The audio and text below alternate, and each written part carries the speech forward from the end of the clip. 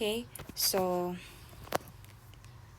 we have here support reaction. So we have discussed kanina in the previous video yung three main types of supports, yung roller, hinge, at saka yung fixed support. And we have discussed also yung concept on the reactions ng bawat support natin, no? Yung roller and pin and fix. So if you observe, meron tayong general rule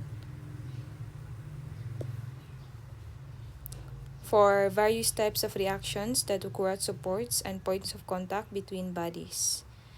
So nakita rin natin to sa previous na video.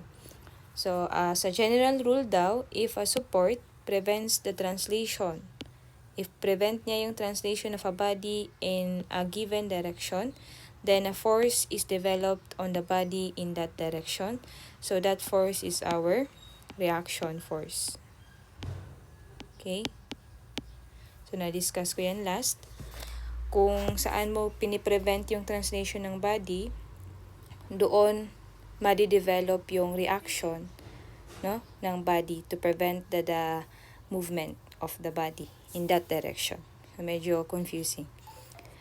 So next is another general rule. If rotation is prevented, so para ma-prevent yung rotation na yan, kailangan natin ng reaction which is a couple moment. So ito reaction force, ito reaction na couple moment. So this couple moment will prevent the rotation of the body. Okay? So ito yung kanina na nakita natin, roller. So this roller may isang reaction force dyan. That is in the direction also sa direction kung saan gusto mong i-prevent yung movement ng body. So in this case, in the y direction. So yung reaction mo is perpendicular to the contact surface ng roller at saka itong sa kung ground man to or what. So this contact surface and the roller, so perpendicular dapat yung magiging reaction natin dyan. So we have F. Next is eto yung sa pin. Sa pin connection or pin support, so it will prevent the movement of the body in all direction, and it is much simpler to represent this force into x and y. So we have Fx, reaction niya along x and reaction along y. The next, yung fixed support. So again, we have discussed this one. So this fixed support, ito siya. If this is our beam and then this is the fixed support. So it will prevent the translation in the x and y as well as the rotation of the body. So reaction force and couple moment will be developed in that support. So along y para hindi siya mag-translate along y, and along x para hindi siya mag-translate. Pag hindi dito mag-translate sa along x and along y, it will not also translate in any direction. And then meron din tayong moment to resist the rotation. So three reactions. Three reactions sa fixed support, along x, along y, moment. Two reactions sa pin, along x, along y. One reaction sa roller which is perpendicular always to the surface kung saan in contact ang roller.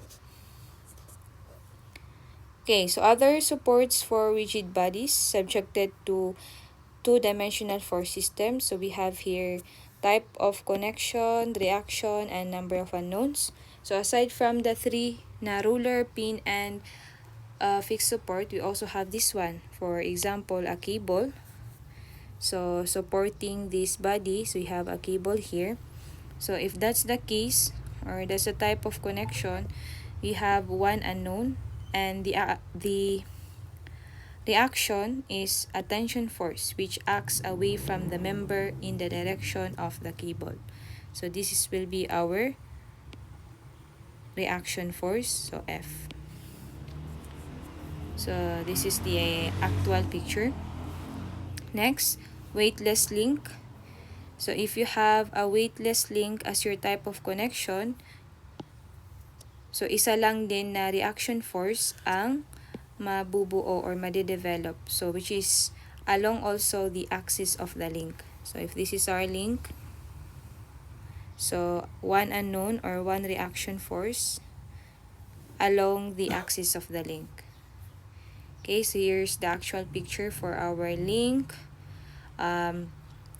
Often used to support suspended spans of highway bridges. Next, yung ruler. Ito yung ruler na pinag-usapan natin kanina. In actual, it may look like this. Parang cylinder lang siya. Okay. But, kapag dinodrawing natin in our paper, pwedeng ganito siya. Ruler. Okay, so sa ruler, again, one unknown or one reaction force. And ano yung direction? So, depende. Perpendicular dapat sa surface of at the point of contact. So, ito siya. In this case, pag ganun, perpendicular to the surface at the point of contact. Perpendicular siya. And yan rin yung direction kung saan gusto nating i-prevent yung motion ng body. So, rulers are popular in bridges. A bridge will usually have a ruler support at one end to consider vertical displacements and expansion resulting from temperature differences. Next, ruler or pin in confined smooth slot. So, yan. So, saan yung reaction force natin? So, it will act perpendicular to the slot. So, pwedeng towards or pag ganun. So, one reaction lang din.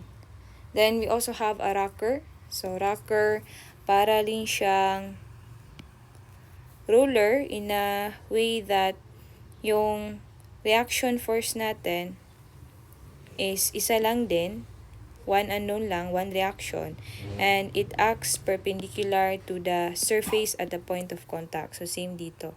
So, rocker or ruler, one reaction lang, perpendicular at the point of contact. Okay, so in actual, this may look like ito yung rocker. Okay, also this one. Next, we have smooth contacting surface. So, kapag smooth contacting surface, so this is our surface, this is the body, so smooth ang contact nila. So, the reaction is a force which acts perpendicular to the surface at the point of contact, and then one unknown. So, perpendicular at the point of contact. So, this is our reaction force.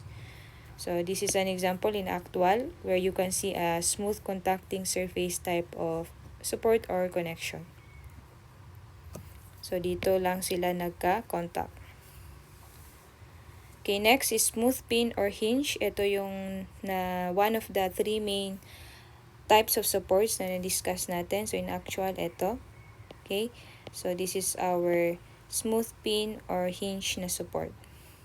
So, again, if our support is smooth pin or hinge, it prevents translation in the X and Y direction. So, there are two unknowns.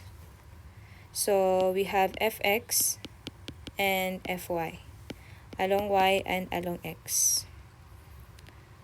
So, the reactions are two components of force or the magnitude and direction phi of the resultant force. Note that phi and theta are not necessarily equal, not unless the rod shown is linked as in 2.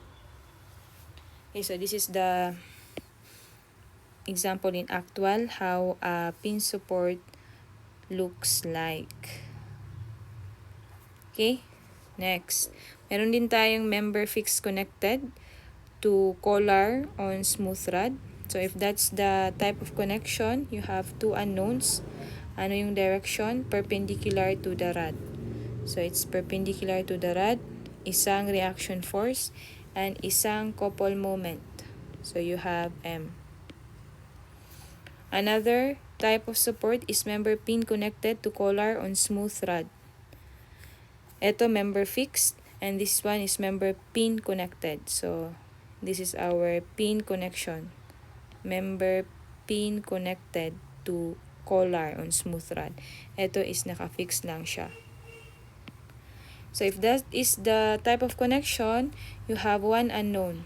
And that unknown is a reaction force which acts perpendicular to the rod. So pwedeng towards or away. Okay.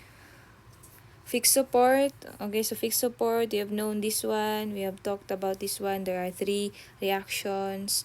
Dalawang forces along X and along Y. And then isang moment. So, to prevent the translation and rotation of a body. So, fixed support may look like this in actual. May also look like this in actual. Yung connection nila is fixed. Hindi siya gumamit ng bolt or ano man dyan. So, fixed support is beneficial in case only one single support can be used. Actually, yung beam natin na fixed support na ganito, so sa isang point lang siya nag-apply ng support, so fixed support. So, this is what we call a cantilever beam.